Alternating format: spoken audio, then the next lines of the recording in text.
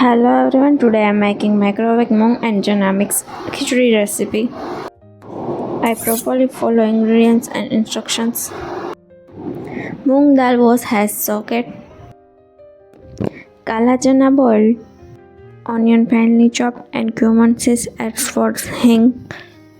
Add 2 spices, turmeric powder and green chili, salt and oil and ghee. Green chili powder and water also. Combine ingredients in a microwave safe glass bowl and wash a moong dal and boiled black chana. Add aromatics, add the chopped onion, cumin seeds and a pinch of hing. Seasoning, add the turmeric powder, chili powder and some salt. Like, share and subscribe for